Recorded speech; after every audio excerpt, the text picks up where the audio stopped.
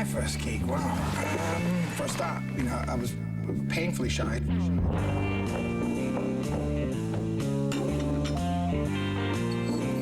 Well, I felt that I didn't want a crowd to sit back and ignore me. So I'd go out and I'd jump on the tables and kick the drinks on the laps, and and people started then remembering who I was.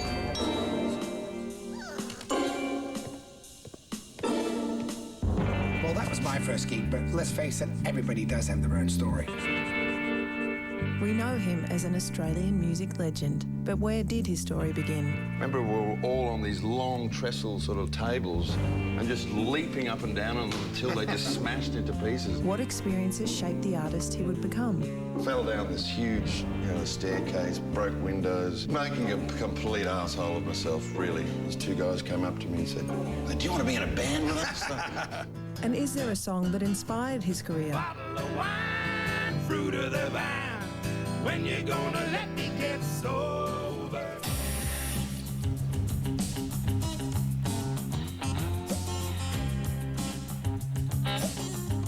Picking up where the great Aussie pub bands of the 70s and 80s left off, Gregory Tex Perkins would rage on the stage in more bands than you can poke a broken pool cue at. As frontman of the Beasts of Bourbon, his thuggish sex appeal and gravel-toned voice gained Tex notoriety beyond the struggling pub and club circuit. By 1989, he found his first critical and chart success, fronting The Cruel Sea. The band gathered several ARIA awards, and Tex was recognised as a significant contributor to the independent Australian rock of the 90s. As a boy growing up in Brisbane, Gregory's earliest encounter with rock was attending an AC/DC concert. While the volume of their performance thundered through his skull, Gregory was much more impressed by the band's tribal physicality on stage. When you're a kid, like a little kid, did you have any sort of leaning towards the stage? Was it, given that you were going to become a bloody musician or a singer or whatever, I don't know. The first time I can remember getting any kind of accolades in that direction, there was some school performance that each class had to throw together, and I was an ape, and which. Hang on a minute. And nailed it. Were you singing at all at school? Were you singing in choirs or? Yeah, I was in the choir, but mainly to get out of some other classes. other thing. And I think I was actually one of the kids that just went. You're born in Northern Territory, then moved to Brisbane, so That's right? So here in Brisbane, what's happening, musically? What was going on? What did you do for kicks in Brisbane? That was the punk rock period, and. But you 14 or something? 15. 15. 15, tall enough to get into pubs. Right, that's good. What's the first gig you ever went to? Well, I think it was an Elton John concert at Festival Did you Hall. choose to go to that? I was dragged. I was taken by Elton. And did it have an effect on you? No. You didn't? Barely remember it. So can you remember the first actual gig that actually, where you thought, this is something that's really going to change the world, or whatever? Well, I remember seeing the Radiators. Really? The Rads? The Radiators at the Homestead Hotel in Zilmere in Brisbane in 1980, probably. And, the band were the band, but it was more about the absolute insanity in the audience. I remember we were all on these long trestle sort of tables and just leaping up and down on them until they just smashed into pieces. And there was absolutely nobody stopping us. It seemed like that's what was expected. Well, I think gigs in those days, they actually used to have to, they kept them like that with trestle tables, because it was literally, they destroyed every night. And every night they could just hose the gig out and start it again with the next band the next night. But I guess, getting away with it that time, so spectacularly, so untouched, that I guess that sort of put the idea in my head that I can get away with murder if I join a band. By early 1982, Tex got his hands on some guitars and joined his first band, Corpse of Christ, a mere 2 days before they were booked to play a gig. His tuition with the band only lasted one night, Tex being sacked as quickly as he was brought on board. It would be several months before the opportunity to play in another band presented itself. In the interim, Tex found an appreciation for country music. This casual genre hop would eventually dictate a stage name not of his choosing. The next time Gregory Perkins stepped foot on a stage, he'd be known as Tex Deadly, and the band behind him called the Dum Dums. I was a young fella in Brisbane, just left school, getting out there into the wilds of the Brisbane night. Right. I think it was it was the first time I'd ever taken any sort of drug. Right. I think it was Serapax. Oh my God. Someone gave me a Serapax. Because gigs were very rare in Brisbane, and there was a gig on at the Communist Hall. There was a place at the time. And anyway, I went kind of a little bit nuts, making a complete arsehole of myself, really, and fell down this huge, staircase, broke windows, got a good kicking from somebody, and 2 weeks later I was at another nightclub and these two guys came up to me and said, "Weren't you that guy at the Communist Hall 2 weeks ago, that created hell?" And I embarrassingly admitted, yes, it was me. Yeah. Like, "Do you want to be in a band with us?" Can you do that every night? And did you know these guys? No, I didn't know them. So there was me, who was Greg Perkins at the time. Yes, Gregory Perkins. And there was Greg Wadley. Right. And we got a drummer called Greg Gilbert. Should have been the Gregs. Well, we were going to be called Greg and the Ian and the Gregs. Right, yeah. There was Ian Wadley as well. Right. But the Dum Dums was what we called So how'd you get the name? I think it was a tribute to a song by Iggy Pop called Dum Dum Boys. Right. And also, we did a lot of country, sort of really simple country music, and a lot of the bass lines just went dum dum dum dum. That's very good. Dum dum dum dum. So the country thing, was that from you, or was that from the band, or It was from me. It was a period of sort of post-punkness, and but an early sort of investigation of roots music, and I was very interested in any music, very simple music, like anything that had a twangy guitar, or I was into, like that Dwayne Eddy kind of guitar sound. Johnny Ray. Cash, Link Ray. Yeah. After doing sort of rockabilly and rock and roll stuff, like we naturally sort of went into the country stuff. And is that why they called you Tex? Yeah, exactly. Did you protest, or was it? It was a joke. Were you looking for a moniker at the time? Well, it was a joke. It was a kind of a joke nickname for a bit, and then Greg Wadley, who was booking the band, just without actually asking anybody else, we turned up to a gig one day and he booked it as Tex Deadly and the Dum Dums, because it sounded a little more flashy to him. I guess I had to be Tex Deadly. Yeah, I mean, initially, like, as being 16, 17, I thought, Tex is good. I'll be Tex. And yeah. Further in, I sort of then, I'm a bit so tired of this Tex thing, but by then it was too deep and it was unstoppable by then. Exactly, yeah. Well, I've got mates the same, Diesel's the same, He didn't even have the name, it was just the name of the band. Yeah, exactly. And you end up, you can't change it. Tell me more about that whole Brisbane scene at the time, because it was like the Bjelke Peterson. Certainly, it was still very much the deep north. Yeah, you had to really display some commitment to, to rock and roll, and especially punk rock of the time. Anybody having any fun that had any noise, first complaint, cops. Yeah, right. And like, not just a couple. Yeah. They'd send 6 cars and like really shut it down, and why not slap a few kids around? Yeah, you weren't allowed to congregate in groups bigger than 4 or something, is that right? Something stupid like that. It was remarkable how much energy they put in just to stop people having fun. Yeah, well, and also, like, if a pub did decide, let's put some live music on, it'd last 6 weeks before the surrounding sort of residents would go, enough. Mm-hmm. And so there was no, pub culture you could really depend on. So punk music, which is one of the, ideas, is do it yourself. Yeah. And so we'd find halls, like... Promote your own gigs. There was specifically a place in Wollongabba that we used to get, the Blind Hall. And, for $100 or something, you could hire the hall for the night. And right. So that was, generally the setting of a lot of our gigs was halls and, just things that you put on yourselves.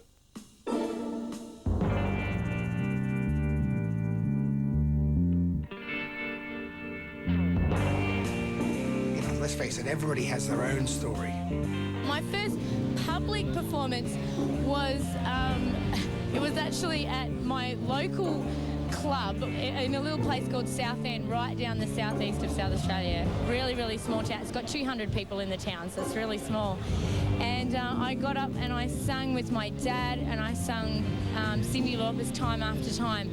And it was the scariest moment of my entire life. I still just remember standing there going, oh my God, why did I get talked into this?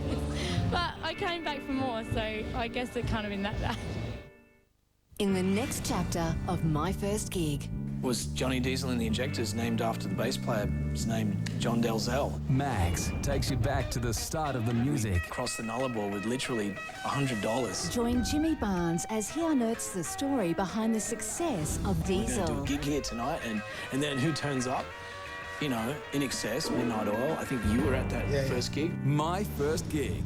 Monday, 9:30 p.m, exclusive to Max.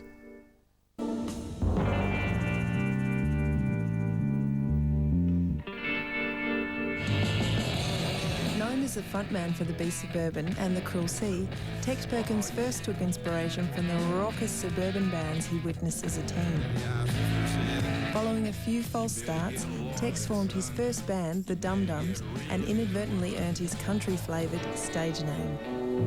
With a repertoire that included original material, a healthy dose of Johnny Cash and a smattering of Elvis, the Dum Dums may have been spirited, but their impact on the Brisbane circuit was negligible. It would take a change in location before any significant recognition was gained. A move to Sydney would eventually see the forming of the Beast Suburban, and Tex playing with a slew of experimental concept acts. Now, with the Dum Dums, did they, did you get to a point where you just outgrew Brisbane? Oh, very quickly. Yeah, yeah.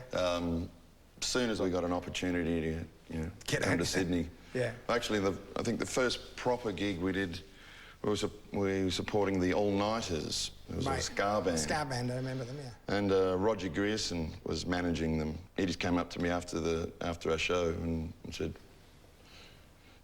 "What are you doing? You want to come to Sydney?" And we went, "Yeah." And it was easy as that. And was that the sort of springboard into the Beasts? Or could you see any sort of correlation between the Beasts and that? Or was it a completely new animal? No, well, it's a total crossover because two of the Dum Dums left, like, in the dead of night. Like, they got jack of me not lugging enough gear. Singers get away with that, you know? Well, you gotta, like... You gotta work the room. Exactly. They just don't understand us, Jim. No, listen, we're working, we're giving, we're caring, and we haven't got time to like gear. We had some Dum Dums gigs booked. Right. And as I say, they didn't make Marco and Cyril just left cold and without even saying anything to anybody. And so I had these gigs, and I just turned to my friends who at the time were James Baker, who was drumming in the Hoodoo Gurus. Right. And Spencer, who was in the Johnnies. Right. Boris Sudovic, who was in the Scientists. Right. Everyone just thought they were helping me out with, filling in with a few gigs. And it just sort of went off so well, that we thought, a couple more gigs maybe don't hurt. And then pretty much booked an afternoon session at Paradise Studios. Right. One afternoon, and we recorded our first album. You were in somewhere around 15 different bands at that time. And I'll go through some of the names in a minute. What do you think the reason for going through so many bands was? Were you learning the craft? Were you looking for something? Well, we used to put together bands if there were more than 3 people in a room. And they were very concept-specific sort of bands. Like Hot Property was a covers band. Put on all this ridiculous op-shop clothes and play almost unlistenable versions of pop hits from the 70s. And then there was just things like, the Poofters and Toilet Duck, and they were just sort of fun, ridiculous bands that made a lot of noise. And what about Thug? Thug was probably the most... I mean, this is the only one that actually had a recording history, We were kind of a techno act, if you will, in so much as a lot of the music was pre-recorded. Right. So we thought, well, if we're not actually doing much on stage, we better do something on stage. I mean, we would fight on stage. There was like, That's a lot different to theatrical. Well, it was a put-on brawl. Yeah. But real injuries would come out Absolutely. of it. Yeah. We used to have gigs at the Petersham Inn, and there was a fellow that ran it called Duncan who loved us. Right. And basically, we could do anything we liked at the Petersham Inn. Love gigs like that. And we come upon this idea of free beers for nudes. And if you were nude, you could get free beer at the bar. Not in a sexy sense. You know, there was no sensuality in this nudity.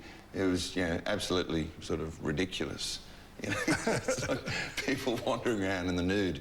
You know, and sort of work boots and stuff. Yeah. What about the Bumhead Orchestra? Because that was huge. That was a big band. It's like, yeah, well, I still do that. Members? As many as you can get on stage. It's a completely improvisational orchestra where there's no music. There's just hand movements like go, stop, soft, loud, build up. Just you, you and you. And your role was a conductor, was it? Yeah, I was a conductor. And that was good. You get the good gig. Yeah. Oh well, it's a tough gig. Yeah, but somebody's got to do it. It's a very physical gig, that one. And you know, if you sort of look back on that whole sort of that 15 band, 10-year 80s period, Well, it was a 2-year period. The 15 bands. Oh, was it really? It was that intense. Like bands with, I mean, the Poofters probably played once. Right. And Toilet Duck probably 3 times. Right. Yeah. It was, you know, like you did it.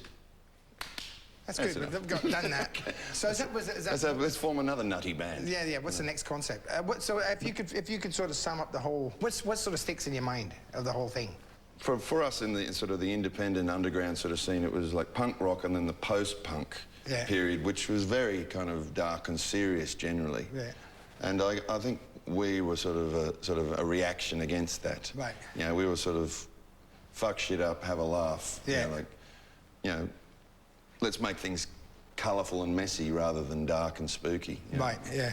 I have to say, I think I've still taken that let's have a laugh sort of philosophy with me, really.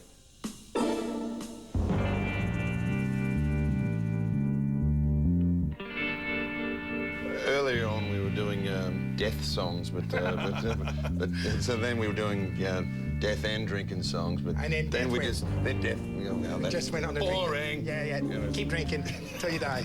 Bottle of wine, fruit of the vine. When you're gonna let me get sober, leave me alone, let me go home.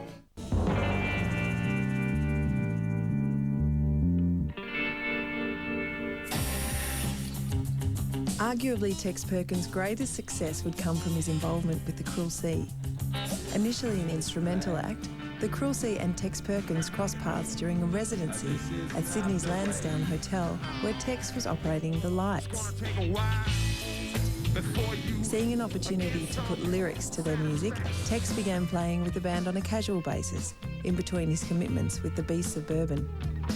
Eventually, this creative union would summon 5 ARIA Awards and place them among a small yet significant group of indie Australian bands who dominated the festival and touring circuits during the early 90s. The foundations for Tex's success with the Cruel Sea and many other musical ventures can be traced back to his time with the Dum Dums in the early 80s. Honing his skills on Johnny Cash classics, Creedence Clearwater Revival and the odd Nancy Sinatra number, Tex showed a fondness for country themes and also a willingness to dabble in various genres, all in the name of a good time. When you look back at the gigs that you did in the early 80s, the Dum Dums gigs, they're really the first shows that you ever did, what's the thing you remember most about them? I guess that we didn't know what we were doing, but it didn't matter. And it was a lot of drinking, I guess. So there's not much to remember then. I don't know about you, but I found that there's a point in my career, I guess, where you start going back to the sort of the simplicity of why you started in the first place, And then, for me, I found it, come about the mid-90s, I decided to do exactly why I started playing music in the first place, which was to have a great time. And be seen to be enjoying yourself. I personally believe that if you don't, the audience knows, and like They can smell they it. can smell it a mile away, and they can smell that fear. And it's just so really you go full circle, and and I think that's one of the reasons why we do this show is to talk about that whole sort of journey that you go through. It brings you back right a loop again, and you end up doing things for the same reason you started, which is to have a bloody good time, and because you enjoy doing it. Looking back at the repertoire, there seems to be an underlying theme of drinking and singing. Is that a fair assessment, you reckon? Indeed. I guess earlier on we were doing death songs, but so then we were doing death and drinking songs, but and then death. We just went on the boring. Drinking. Yeah. Keep drinking till you die. But it's it's a good thing. It's parties. People are partying. But we're going to do one of the songs that you did in your early repertoire. I think was this a trade union club or something? 1982. But an amazing amount of research. And I don't know about amount, but like very spot on research. Well, can I tell you, I didn't do it myself. I know. Whoever's done it is quite remarkable. My people found this out, but like these were songs that you did in there. One of them was Bottle of Wine. Did it mean much to the audience then? What do you know about it's the Fireballs, wasn't it? Exactly, a band called the Fireballs. Do you know anything about them? As far as I know, I remember the song and I remember it being on the radio, but all I remember is I think they were one-hit wonders in this country, but it was a song that you didn't forget, which was a cool thing. Indeed. And I thought it'd be a great way to knock it off if we went back and did it together just for a laugh. Let's test your memory. Let's see if you've forgotten it. I've got the lyrics over here. We'll have a play of it. We got Ben playing it. So, Tex. Really? Yeah, right now? Yeah, get it. Oh, come on. Shall we? Bottle of wine, fruit of the vine. When you gonna let me get sober? Leave me alone, let me go home. Let me go home and start over. In case you need it. Rambling around this dirty old town, singing for nickels and dimes. I'm getting tough and I ain't got enough to buy me a bottle of wine. A bottle of wine, fruit of the vine. When you gonna let me get sober? Leave me alone, let me go home. Let me go home and start over. Yeah. A little old hotel is colder than hell. It's cold and it's dark as a man. The light is so dim, I had to grin, 'cause I got me a bottle of wine. A bottle of wine, fruit of the vine. When you gonna let me get sober? Leave me alone, let me go home. Let me go home and start over. Yeah. Well, the preacher will preach, the teacher will teach, the miner will dig in the mine. I ride the rods, trusting in God, 'cause you buy me a bottle of wine. A bottle of wine, fruit of the vine. When you gonna let me get sober? Leave me alone, let me go home. Let me go home and start over. Well, the pain in my hair, there's bugs in my bed. My pants are so old that they shine. Out in the street, I tell the people I meet, they got to buy me a bottle of wine. Bottle of wine, fruit of the vine. When you gonna let me get sober? Leave me alone, let me go home. Let me go home and start over. Let me go home and start over. Let me go home and start over. Done like your first gig, mate. It's exactly like it.